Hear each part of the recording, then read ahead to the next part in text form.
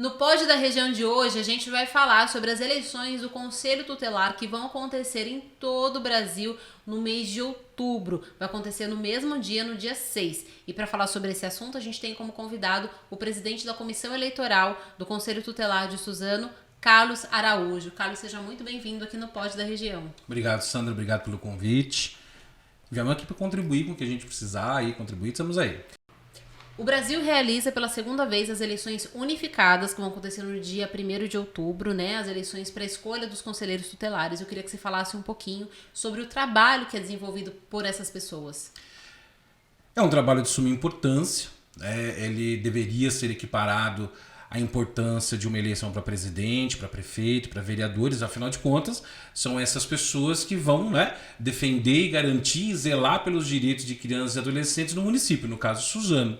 Então é importante, a participação da população, embora infelizmente ele não seja uma eleição obrigatória, o voto não é obrigatório, vota quem quer votar, mas a população deve ficar atenta à importância de votar e votar bem num candidato que ele que represente realmente aquilo que a gente pode dizer que zela pelo direito da garantia da criança e do adolescente. E no caso de Suzano, como que as pessoas que estão nos ouvindo agora, elas podem saber quem são esses candidatos, quem foi já habilitado, porque é todo um processo, né, Carlos? Explica um pouquinho como é que antecede essa etapa. A eleição do Conselho Tutelar, quando a gente, quando nós, organizadores da eleição, a gente começa a fazer, para você ter uma ideia, Sandra, a nossa eleição ela iniciou no dia 25 de março. Para uma eleição que vai acontecer no dia 1º de outubro. Então, quando a gente entra nesse prazo, fala, nossa, quanto tempo, mas precisa de tanto tempo. Mas são tantas etapas que a gente, enquanto comissão agora, a gente vai chegando no finalzinho e tem um monte de coisa para a gente fazer e a gente precisa lutar para a gente não perder prazo. Então, assim, em 25 de março a gente publicou o nosso edital e ele ficou aberto o período de inscrição deles, os candidatos se inscreveram.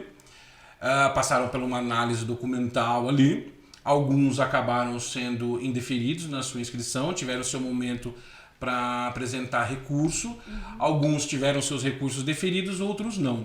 Então a primeira etapa da nossa eleição foi a inscrição. Aqueles que estavam aptos na inscrição fizeram uma prova. Recentemente foi aplicada uma prova que continha 14 questões de múltipla escolha e também era dissertativa, argumentativa. Então, nós também aplicamos essa mesma prova para esses candidatos que estavam aptos, onde uma acabou não atingindo a nota de corte, que era a nota 6, ela tirou uma nota abaixo, ela não conseguiu passar. E hoje nós temos 17 candidatos aptos a participarem da eleição, que vai se realizar no dia 1º de outubro. E são, no caso de Suzano, são dois conselhos tutelares e cada um contendo 5 titulares. Isso, em Suzano nós temos 2 conselhos tutelares, um que fica na região central, que é responsável a partir de 2014, nós fizemos também uma nova divisão da área de atuação entre o Conselho Tutelar 1 e o Conselho Tutelar 2. Então, a partir de 10 de janeiro de 2024, o Conselho Tutelar 1 ele vai utilizar como referência a nossa malha férrea. Então, da malha férrea para cá, em direção à região central, até a divisão ali,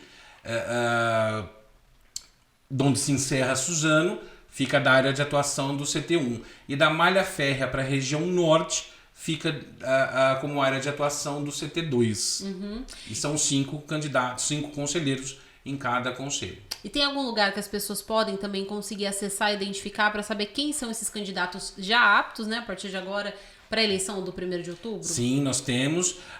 A Comissão Eleitoral, o Condicas e a Comissão Eleitoral, ela elaborou um cartaz onde contém a foto dos 17 candidatos aptos à eleição, que estão concorrendo à eleição. Nesse cartaz nós distribuímos nas escolas, postos de saúde, nos equipamentos da própria assistência social, em torno aí de 200 e poucos cartazes nós distribuímos. E além disso, como inovação, nós criamos na página da prefeitura, os internautas eles podem acessar, é só entrar lá www.suzano.sp.gov.br, eles vão descer até o final da página, vai ter lá um iconezinho de acesso rápido com um ursinho. Tem um ursinho desenhadinho lá. Eles vão clicar nesse ursinho e direciona para uma página onde eles vão conhecer, inclusive, um pouquinho do histórico profissional e pessoal de cada candidato. É só ele clicar na fotinho do candidato, abre um currículo desse candidato ao candidato e ele fica sabendo. Né? Então, enquanto comissão, essa é a nossa obrigação. Né? Orientar a população quais são os candidatos e quais são as características pessoais e profissionais que cada um tem, de modo que a população consiga escolher bem o seu candidato.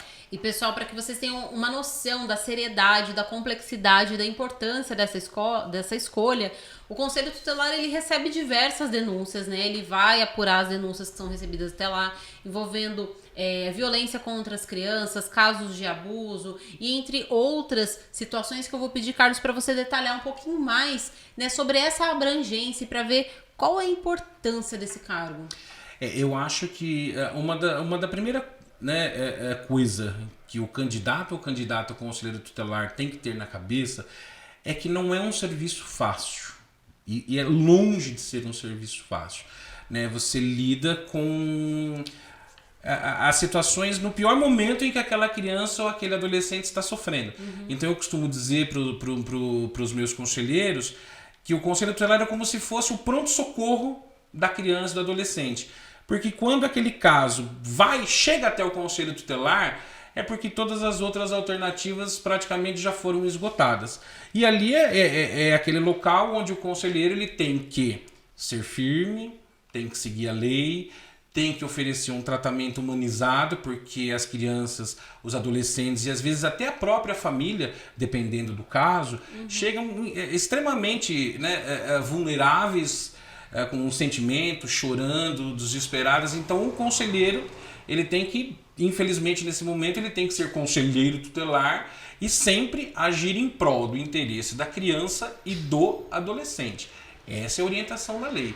Não importa o que o pai quer, o que a mãe quer, o que o responsável quer, o que para nós interessa é o melhor interesse daquela criança e daquele adolescente. E ele é um órgão também, para esclarecer um pouquinho para as pessoas, que ele tem um contato mais próximo com a promotoria de justiça, né, e com a justiça em si, do que até também, lógico, que tem as suas parcerias com a administração pública, né, mas ele tem um trabalho também, vamos dizer assim, um pouco mais alinhado com a promotoria de justiça, porque algumas das decisões partem da justiça. Perfeitamente. O Conselho Tutelar, ele acaba, né, ele faz parte do Sistema de Garantia de Direitos, o SGD, é um dos órgãos que compõem esse grande sistema. Ele é uma engrenagem desse sistema. E ele realmente tem um contato fortíssimo com o Ministério Público e com o próprio Poder Judiciário. Né? Então ele precisa manter esse contato frequente, ele é um órgão independente, então isso também é interessante de se salientar, que ele é um órgão independente, não jurisdicional. Né? Então ele tem o poder de decisão e só mesmo o juiz é que pode reverter a decisão ora tomada pelo Conselho Tutelar. Isso é só para poder entender o tão importante que é uma decisão que um conselheiro toma. Embora a gente também precisa frisar que não é a decisão do conselheiro, é sempre a decisão do colegiado, ele é um órgão colegiado. Nunca será a minha decisão, a sua decisão, é a decisão do colegiado. Então a decisão do colegiado só pode ser revista pelo Poder Judiciário, dada a importância desse órgão. Entendi. E aí a gente tá partindo para a parte mais prática, né? Você tinha falado quem pode votar. Pode votar as pessoas que têm título de eleitor, é facultativo no Brasil por enquanto. E em Suzano, vocês colocaram 3 polos de votação, né? E é importante, gente, que todo esse bate-papo, as regras de maneira geral, elas vão ser aplicadas em todos os municípios. Cabe a você, se não for de Suzano, seja da cidade de Mogi das Cruzes, Poá, Ferraz de Vasconcelos, também verificar qual foi a especificidade do seu município, ou seja, qual estratégia que eles adotaram para essa eleição.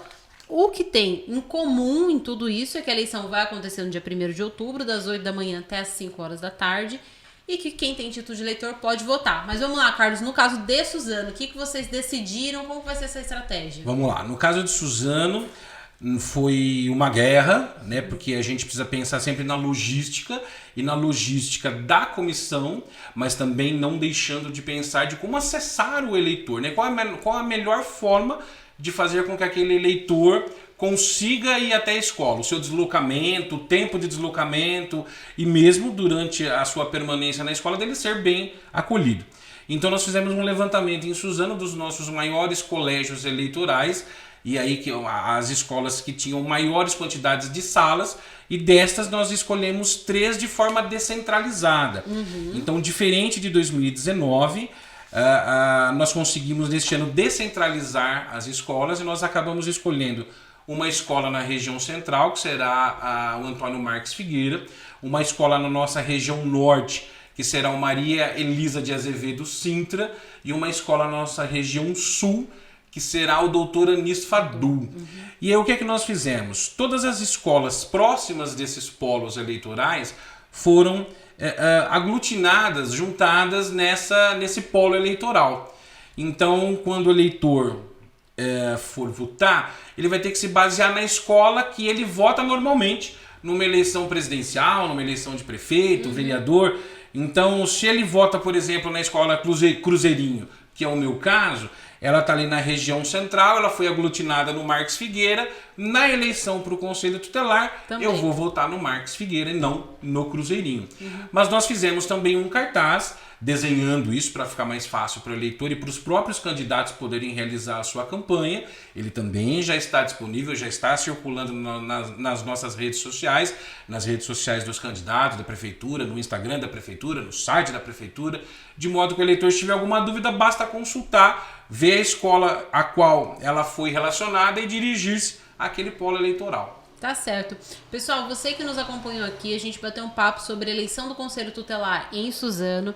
Lembrando que é uma eleição unificada, vai acontecer em todo o Brasil. E é muito importante que você que tem a título de eleitor, verifique na sua cidade, no seu município, quem são os candidatos, como que foi a estratégia aí da administração para oferecer essa eleição. Mas não deixe de votar. E como o Carlos bem lembrou, assim como você pesquisa o seu candidato a vereador, prefeito, presidente, faça o mesmo com o Conselho Tutelar também, que é um órgão extremamente importante. Carlos, eu vou agradecer a sua participação e também pedir para você deixar um recado aí para as pessoas, reforçando aí esse pedido de participação. Sandra, eu agradeço o convite, Suzana agradece. Eu queria agradecer algumas pessoas aqui, porque a eleição do Conselho Tutelar a gente não faz sozinho, eu preciso de apoio para fazer essa eleição. Então eu queria agradecer muito o prefeito de Suzano, Rodrigo Axux, que nos apoia integralmente nessa ação. O nosso secretário de Assistência Social, que o Condicas é vinculado, né, administrativamente à secretaria, então a gente pensa e ele dá o provimento necessário para aquilo acontecer. E também a minha comissão, que eu também não sou sozinho, na comissão eu sou o presidente, e tem mais 7 membros que compõem essa comissão. Então eu queria agradecer todo esse pessoal. E queria aproveitar e reforçar com você, a eleitora de Suzano, da importância dessa eleição. Pense. Não vote só em tal pessoa porque você conhece essa pessoa, porque é amigo do amigo do amigo. Ele tem que ser um bom conselheiro. Você tem que ter em mente, eleitor e eleitora, que ele vai cuidar da garantia e do direito dessas crianças e dos adolescentes de Suzano nos próximos 4 anos. E como político, se nós não escolhermos bem, é o que nós teremos nos nossos próximos 4 anos. Então escolham bem. Espero vocês no dia 1º de outubro, das 8 às 17 nas escolas que nós já dissemos aqui anteriormente. E conto com o apoio de vocês, conto com o voto de vocês. Obrigado, viu, Sandra? Muito obrigado, Carlos, mais uma vez. E você que nos acompanhou aqui nesse podcast, lembrando de você verificar aí na sua cidade quais são as estratégias e os candidatos. Lembrando também e reforçando que você pode acessar o site oficial aí da sua prefeitura para que você acesse essas informações. Obrigado por você que nos acompanhou até aqui. Portal da Região, a notícia que você precisa.